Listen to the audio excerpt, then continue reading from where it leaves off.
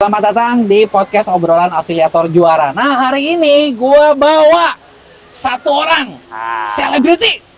Celebrity fitness. Selebriti fitness. Yang gue yakin kalian pasti udah pada tahu semua, Koko Dennis. Halo. Topik kita hari ini kita mau ngobrolin ini. Kalau menurut gue ya, di antara para afiliator yang ada di luaran, satu-satunya orang yang melanggar semua norma, menabrak semua aturan, gitu kan. Tapi anehnya adalah orang beli sama dia. Maksudnya gini loh. Kalian tahu dong kalau Koko Dennis ini seseorang yang terkenal, mungkin lo terkenal gara-gara apa sih, Bro? Galak, nyinyir, tegas, Tukang cari ribut, tukang cari ribut kali ya. terus Provokator. provokator. Lo kalau misalnya bilang ya ini kan sesuatu yang kayaknya tuh bukan sesuatu yang positif, kesannya gitu ya. Kesannya kayak, ih ini orang kok gitu kan. Dan yang gue paling khas adalah gini, gue belajar seumur hidup kalau lo jualan itu tuh lo harus memperlakukan pembeli itu kayak raja. Dan gue yakin pasti setuju dong. Nah, Koko Dennis ini satu-satunya orang yang gue temui di mana dia bisa maki-maki pembelinya, dia bisa marahin pembelinya, dia bisa, wah pokoknya terserah dia, tapi orang beli. Gimana rahasianya, Bro? Kuncinya sih sebenarnya cuma satu ya. Rahasianya tuh kuncinya sebenarnya cuma satu, yaitu lu harus benar dulu. Oke. Jadi lu nggak bisa asal cuap-cuap, nggak ada dasarnya. Nomor satu itu benar dulu. Dan gimana sih supaya persepsi orang itu tahu kalau Koko Dennis tuh walaupun ngomongnya nyeletuk, nggak pakai filter, terus abis itu kayak apa ya, kayak galak, tapi apa yang gua omongin tuh bener. Oh. Jadi kita dapetin oke. kepercayaan dulu dengan Oke, jadi oke. dengan jadi benar dulu, bro. Oh, Kalau lu nggak benar atau nggak cuma sekedar nyinyir doang, tapi nggak ada kebenarannya, kagak ada nilainya, nggak ada Oke. edukasinya, nggak ada isinya, orang juga malas. Oh. Gitu sih. Dan ini harus dibentuk ya, nggak bisa lu tiba-tiba dari awalnya kalem, tiba-tiba lu mau nyinyir kayak gua, nggak bisa. Oh. Kalau gua jadi udah membentuk ini dari Bawaan lahir. dari followers gua masih kecil lah. Oh. Jadi orang yang follow gua itu ya emang udah tahu gua dari dulu. Oh, iya. Yang belum tahu mungkin mak Facebook mungkin baru pindah ke TikTok mungkin kaget. Jualan kok kayak begitu sih? Gitu loh. Ya, kan, yang gue bilang kan, itu tuh melanggar norma. betul. Karena kan kalau orang tuh kayak kita kalau mau jualan harus gimana Bu? Ada yang bisa saya bantu gitu kan? Betul. Dan yang kedua di TikTok itu benar-benar kita tuh harus kreatif, ya kan? Dan menurut gua kayak kreatif itu bisa lewat dengan personal branding ya. Jadi personal branding itu balik lagi bro, personal branding Oke. adalah kunci ya. Jadi buat gua itu sekarang afiliator udah jutaan banget, jutaan orang kali ya. Nggak tahu lah berapa pastinya, tapi banyak. Jadi kalau misalnya lu gitu-gitu aja, sama-sama aja sama yang lain, ya lu akan tertutup. Lu nggak bisa bersaing, lu nggak ada bedanya, nggak ada uniknya, dan ya udah nggak ada alasan orang untuk beli sama lu. Oke. Dengan cara pengemasannya yang biasa-biasa aja mungkin, dan di TikTok itu balik lagi dituntut untuk kreatif. Jadi kalau misalnya dengan gue marah-marah gini, menurut gue jadi outstanding gak sih? Maksudnya jadi Oh iya, jadi beda ya. jadi beda daripada yang lain. Ketika orang lain cuman kayak nge-review, ini barang gini, ini barang bagus. Yes. Nih, kalau nggak salah nih kemarin tuh sempat cerita. Ya.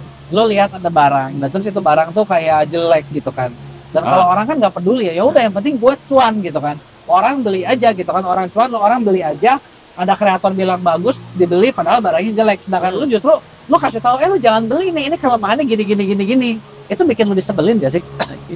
Disebelin sama brandnya ya pastilah, brand-brand nakal. Oh. Jadi kalau yang brandnya baik, brandnya benar, namanya kita jadi afiliator ya, tugas kita nge-review, jujur. Karena kalau Koko Dennis di sini bukan cari cuan lagi, gitu loh bro. Maksudnya Enggak, banyak bukan cari cuan. orang yang kayak mendadak di TikTok, fokusnya cuan. Dia nggak peduli barangnya sampah kek, dia nggak peduli, yang penting pokoknya cuan. Jadi kalau gue di sini sebelum ada TikTok pun gue udah punya bisnis sendiri. Jadi fokus gue bukan cuan. Cuan itu akan mengikuti bro. Ketika lu benar, ketika lu do something right, ketika lu being honest, ya kan, orang akan percaya. Kecuali kalau lu mau jadi afiliator yang jangka pendek, ya mungkin lu bagus-bagusin aja. Semua dibagus-bagusin. Ya kan. Masalahnya kemarin gue ada review satu tablet bro. Oke. Itu harganya 1.500.000. Oke. Tablet 1.500.000 itu menurut gue untuk menengah yang ke bawah banget. Iya. Bener gak? Setelah gue request sampel, itu bener-bener nge-lag buka TikTok aja, belum aplikasi lain ya. Cuma download satu aplikasi yaitu TikTok. Oke. Itu nge-lag scrolling aja nggak bisa scrolling.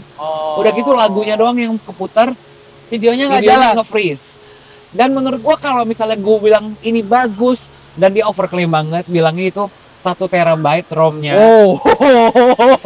RAM-nya 16 GB. Oke. Jadi kayak menurut gua ini wah ini brand sampah ini, brand harus sampah ini ya, harus dijelaskan. Ya karena gitu. gua udah terlanjur request sampel, jadi gua mau nggak mau harus bikin video dan Iya. review yang gua bikin ya review yang sebenarnya.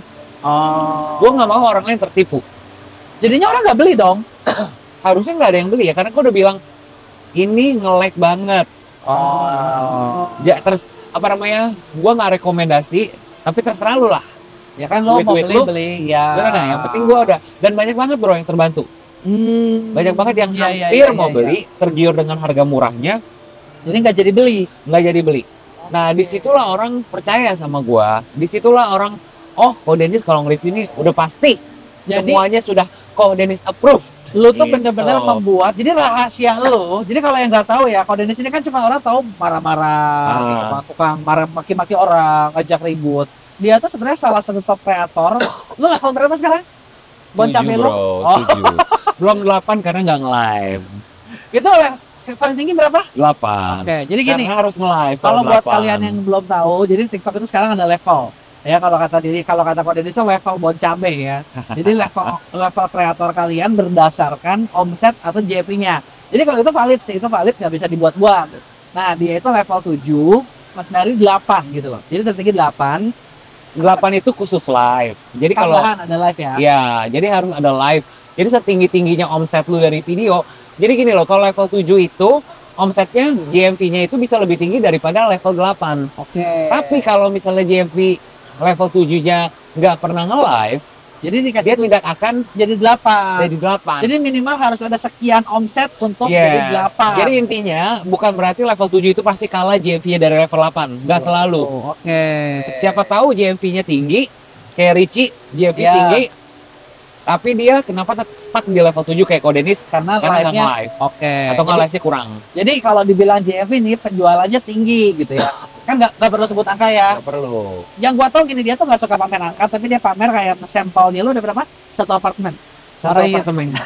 Pamer sampel, pamer konten brutal, pamer jualan boleh ya lah. pamer jualan. Pamer jualan. Jadi segitu, kalian bayangin segede apa omsetnya itu gara-gara gini brand rebutan mau kirim sampel buat dia. Barang dia kan nih kalau kalian tahu ya, ini kita lagi di Singapura by the way, gitu ya. Nah, ini tasnya dia tuh sampel, lalu bisa lihat nih. Kelihatan nggak? Oke ya. Nah, sampelnya itu kecil-kecil. Nah, sampel kecil-kecil satu apartemen. Bayangin tuh, udah dibagi-bagiin ada lagi, ada Udah, lagi, ada lagi. iya. Ya Iya kan, dia, bro? gua ketemu dia bilang lo ada powerbank nggak nih? Nggak ada nih, gua kasih gitu. Jadi gua Tuh, bagi-baginya gitu ya. bagi-bagi tripod. Nah. Nah, Nah, bagi-bagi makanya kebanyakan. sekarang bisa kebayang nih orang ini segimananya. Terus gini, kalau misalnya nih menurut lo orang pengen bisa jadi top kreator kayak lo harus ngapain dulu? Harus bangun personal branding. Bangun personal Itu yang branding. penting sekarang ya. Mungkin ini untuk pemula perlu waktu lebih lama karena kan bangun personal branding itu harus konsisten terus-menerus sampai orang kenal lu sebagai apa. Kayak Kodenis kalau mau bangun personal branding marah-marah, nggak mungkin cuma sekali marah terus udah orang jadi kenal Kodenis marah-marah. Tapi Kodenis lakukan secara terus-menerus dan konsisten dengan gaya marah-marahnya Kodenis. Bahkan kalau orang ketemu Kodenis tuh mikirnya Kodenis tuh aslinya marah-marah. Bahkan kalau Kodenis lagi nge-live aja kan kayak biasa aja ya kayak gini ya. Itu ditanyain kok nggak marah-marah lagi, kok nggak marah-marah lagi. Saking melekatnya marah-marah itu ke Kodenis, orang jadi pikirnya Kodenis marah-marah. Bahkan kalau ketemu aslinya tuh banyak yang takut buat tegur bro. Di jalan apa. Ntar dia bisa tulis di komentar gitu. Oh, gua ketemu Tadi lihat Koko di mall ini, mau ngajak foto tapi takut gitu-gitu loh. Nah karena gue udah berhasil membuat membuat orang melekat banget itu marah-marah sama gue bro. ntar lo ini nggak nanti apa orang tua kasih tahu anak kecil, lo jangan nakal. Kalau nakal dikasih foto Kodenis. Ya, jadi untuk apa tadi lu bilang pemula? Iya, untuk pemula tuh harus gimana kan bangun personal branding gitu. Kan Yes. lu berhasil nih bangun personal branding lu Yes. sampai orang tuh benar-benar melekat, bahkan Yes. begitu tahu aslinya tuh nggak gitu ya. Itu cuma personal brandnya gitu. Kedua, selain personal branding, lu harus bangun kepercayaan. Ya, kalau alasan lu hari ini jadi afiliator, alasan lu jadi content creator, alasan lu di TikTok hanya untuk cuan, lu tai sih. Tai tau gak lu? Gua kasih tau aja. Oh kan lo udah dimarahin kan. Maksud gua gini loh, lu tuh di sini karena satu, lu harus enjoy Iya. sama apa yang lu kerjain. Karena gua aja yang enjoy bisa enak budak sistem. Iya. Apalagi kalau lu nggak enjoy, lu harus belajar suka, lu harus belajar enjoy, lu harus belajar untuk memberikan dampak, value apa nih yang lu mau kasih ke orang, nilai apa, dampak apa yang lu mau kasih ke orang. Iya, iya. Itu baru bisa jangka panjang. Kalau misalnya tujuannya lu cuma satu cuan, ya bisa jadi lu jadi orang yang overclaim, Oh. jadi orang yang tipu-tipu, jadi orang yang nggak jujur, yang penting kan cuan. Iya. Bahkan gue perhatiin ya di TikTok banyak banget yang overclaim, banyak banget yang bangke-bangke, skincare bangke segala macem. Mereka udah kagak punya malu bro, udah ketahuan salah, malunya urat malunya nggak ada. Mutar balikan fakta itu karena udah mabok cuan. Iya, iya, iya, iya. Karena percaya gue deh, kalau lu bener dulu, ya itu lebih long lasting, lebih jangka panjang, dan cuan itu yang akan ngikutin lu. Asyik. Karena sekarang netizen udah cerdas. Iya. Kalau dulu mungkin masih bisa Masih gampang lah ya. dibego-begoin. Iya. Orang terkenal bikin rame. Yes, sekarang udah nggak terlalu terpengaruh sama yang FOMO-FOMO kayak begitu, ya kan? Jadi itu penting. Namanya kita afiliator, kita tugasnya untuk nge-review, ya, untuk review dan untuk yang review jujur, untuk mendapatkan kepercayaan. Oke. Karena kalau lu afiliator, lu gak ada kepercayaan, percuma nggak ada yang beli. Banyak influencer termasuk artis, followernya segede Gede banget. juta-jutaan, Ya. nggak bisa jualan bro. Kenapa? Karena dia nggak ada kepercayaan. Dia nggak membangun kepercayaan itu. Oke. Itulah yang penting. Kenapa seorang gua yang bukan artis misalnya, ataupun afiliator-afiliator lain bisa lebih besar GMV-nya. Karena dia bangun kepercayaannya itu loh. Bukan sekedar, kalau influencer kan buat awareness ya. Iya. Kalau afiliator ini lebih ke arah Penjualan. dia bisa jualan gitu loh. Oke, jadi ini kan lu bahas tadi nih personal branding banget nih buat pemula nih. Emang kalau orang mau belajar tuh di mana? Mau belajar. Ini Ya dia kan harus maksud gua nggak ada kan. Contoh gini, oke lah kita lu mau belajar afiliator, mau pengen belajar di afiliator pemula. Kita punya nih programnya di Affiliate Academy. Nanti lu bisa klik di linknya. Tapi kan belum bahas personal branding dong. Ada sih mas, Ada. dari Kodedi sedikit, ada. ada Tapi lu mau ngajarin biar lebih dalam kayak lu tuh gimana sih? Lagi mau bikin apa lu? kayaknya gua harus apa gua bikin buku juga ya, Bro? Terserah lu lah. Bikin buku kalau kelas sih enggak lah ya, buku kali ya. Iya. Buku Boleh. abis itu paling ya kalau ada video-videonya nanti bisa diselipin pakai barcode. Iya. Ya lihat aja lah nanti ya. Tapi kalian beneran mau nggak belajar personal branding? Karena personal branding adalah kunci. Kalau kalian nggak punya ini ya udah kalian akan jadi afiliator yang biasa-biasa aja.